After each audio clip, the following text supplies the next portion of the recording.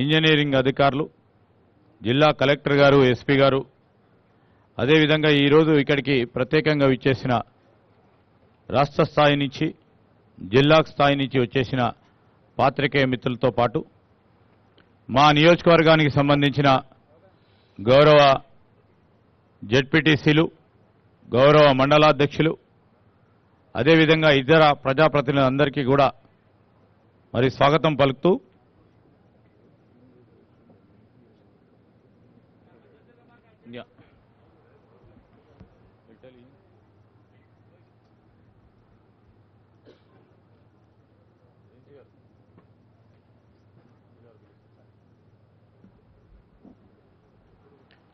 ఈరోజు ప్రధానంగా ఇక్కడికి పెద్దలు ఉత్తమ్ కుమార్ రెడ్డి గారు, అదేవిధంగా మంత్రులందరం కూడా ఇక్కడికి రావటం, దీనికి ఒక ప్రత్యేకత ఉంది.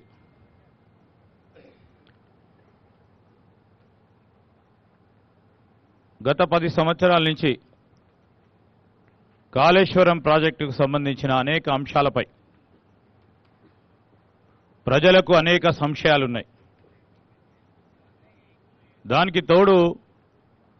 మనమందరం చూసినాం, యావత్ రాష్ట్ర ప్రజానీకం చూడటం జరిగింది. మేడిగడ్డ బ్యారేజ్కు సంబంధించి కాళేశ్వరం ప్రాజెక్టులో ఉన్న ఈ మేడిగడ్డ ప్రాజెక్టు బ్యారేజ్కు సంబంధించిన పిల్లలు కుంగిపోవటం, దాని తదుపరి డ్యామ్ సేఫ్టీ వాళ్ళు కేంద్రం నుంచి రావటం, వారొక నివేదిక అందజేయడం,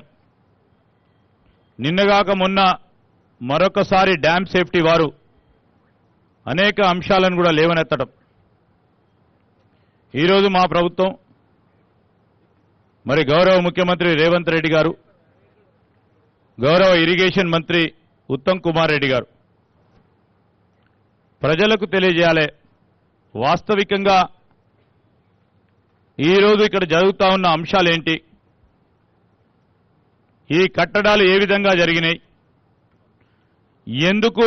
కుంగిపోవటం జరిగింది, అదేవిధంగా భారీ వర్షాల వల్ల పంప్ హౌస్ మునిగిపోవటం, అన్నారం బ్యారేజ్కి సంబంధించి బుడగలు రావటం, సుందిల్ల బ్యారేజ్కి సంబంధించి ఇంకో అంశం రావటం, ఈరోజు రాష్ట్ర ప్రజానీకానికి సంబంధించిన సంపద